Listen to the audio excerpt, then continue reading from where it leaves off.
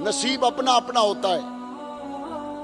بعض لوگ حج اور عمرہ کے لیے جاتے ہیں اور بعض لوگ کہتے جی ہم زیارت کے لیے جا رہے ہیں.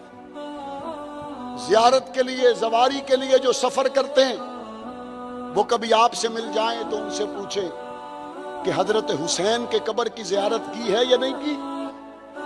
کہتے جی ہاں حضرت حسین کی قبر کی زیارت کی ہے. عمرہ کرنے والے سے پوچھیں حسین کے نانا محمد کریم کی قبر کی زیارت کی ہے یا نہیں کی؟ تو ہر عمرہ کرنے والا، حج کرنے والا کہتا ہے جی میں نے زیارت کی ہے، اللہ نے بڑا موقع دیا، بڑی مہربانی کی. عمرہ کرنے والے سے پوچھیں، حج کرنے والے سے پوچھیں جب حضور کی مدینہ منورہ میں روضہ اطہر کی زیارت کے لیے پہنچے تو کیا وہاں صرف حضور کی قبر تھی یا اور بھی کوئی قبر تھی؟ تو ہر شخص بتاتا ہے کہ جی ہم نے تو وہاں لکھا ہوا دیکھا کہ حضور کے ساتھ حضرت ابو بکر کی قبر ہے اور حضور کے ساتھ حضرت عمر کی قبر ہے. میں نے کہا آپ نے بتا دیا، ایمان تازہ ہوا. آپ کا دیکھ کر، ہمارا سن کر زواری پہ جانے والے سے پوچھو تم نے حسین کی روضے کی زیارت کی ہے؟ کہتے ہاں زیارت کی ہے. میں نے کہا ذرا بتاؤ حسین کی قبر کے ساتھ کوئی اور قبر بھی ہے یا نہیں؟ کہتے ہاں قبریں تو دو اور بھی ہیں. ہم نے کہا دو قبریں اور ہیں تو پھر بتاؤ وہ قبریں کن کی ہیں؟ کہتے وہ کربلا کے شہیدوں کی قبریں ہیں، حسین کے بھائیوں کی قبریں ہیں، علی کے بیٹوں کی قبریں ہیں. ہم نے کہا بتاؤ تو صحیح ان کے نام کیا ہیں؟ زہر کا پیالہ پیے گا، علی کے بیٹوں کے نام نہیں بتائے گا. حسین کے دائیں بائیں سوئے ہوئے ان علی کے دو لالوں کے اور حسین کے بھائیوں کے نام نہیں بتائے گا. بتائے تو کیسے بتائے؟ چونکہ جو نانا کی قبر کا نقشہ ہے وہی نواسے کی قبر کا نقشہ ہے. نانا کی قبر کے ساتھ ابو بکر و عمر دفن ہیں اور حسین کی قبر کے ساتھ بھی حسین کے بھائی ابو بکر و عمر دفن. یہ منظر قیامت کی صبح تک نانا کے روزے کا بھی باقی رہے گا، نواسے کے روزے کا بھی باقی رہے گا اور قیامت تک آنے والوں کو یہ منظر بتلاتا رہے گا. نانا نے بن ابو بکر و عمر کے زندگی نہیں گزاری اور حسین بھی بن ابو بکر و عمر کے زندگی نہیں گزارتے.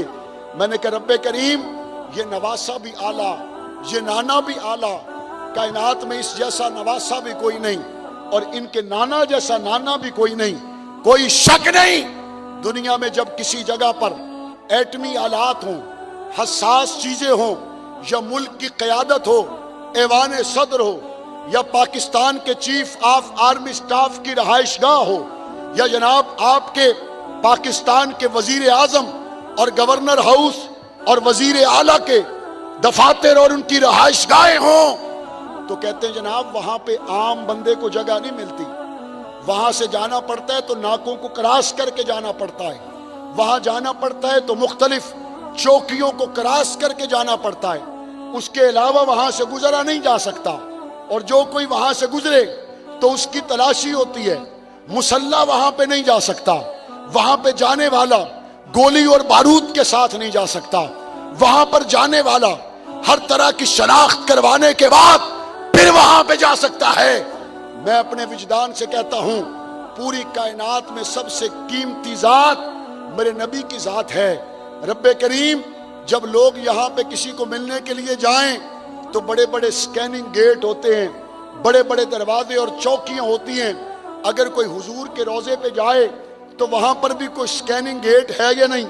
وہاں پہ بھی کوئی واک تھرو گیٹ ہے یا نہیں؟ میرا وجدان کہتا ہے کہ حضور تک پہنچنے کے لیے 2 سکیننگ گیٹ لگے ہوئے، 2 واک تھرو گیٹ لگے ہوئے. ایک گیٹ کا نام ابو بکر ہے، ایک گیٹ کا نام عمر ہے. وہاں سے گزرنے والے کی شناخت ہوتی ہے.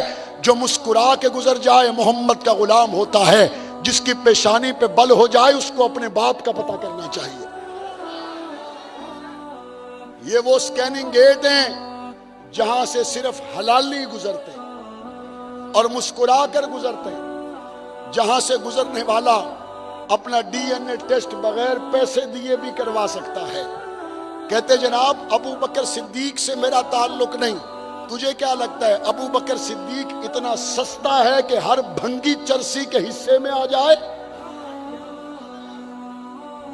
ابو بکر آتا ہے تو حق نواز کے حصے میں آتا ہے، ابو بکر آتا ہے ضیاء الرحمان اور اسحار القاسمی کے حصے میں آتا ہے، ابو بکر آتے ہیں اعظم طارق اور الشیر حیدری کے حصے میں آتے ہیں، ابو بکر آتے ہیں غازی اورنگزیب فاروقی کے حصے میں آتے ہیں، ابو بکر آتے ہیں ایمان والوں کے حصے میں آتے ہیں، اور ابو بکر ہیں ہی صرف ایمان والوں کے امام۔ جس کے دل میں ایمان ہے ابو بکر اسی کا امام ہے، جس کے دل میں ایمان نہ ہو ابو بکر اس کا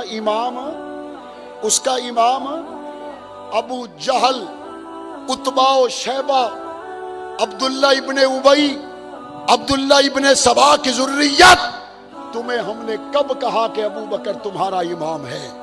ابو بکر تو علی کا امام ہے، ابو بکر تو حسن کا امام ہے، ابو بکر حسین کا امام ہے، ابو بکر طلحہ زبیر کا امام ہے، اور ابو بکر وہ ہے جس کو جنت یوں استقبال کرے گی کہ پاک نبی نے فرمایا دن قیامت کا ہوگا، جنت کے 8 دروازے ابو بکر کے لیے کھول دیے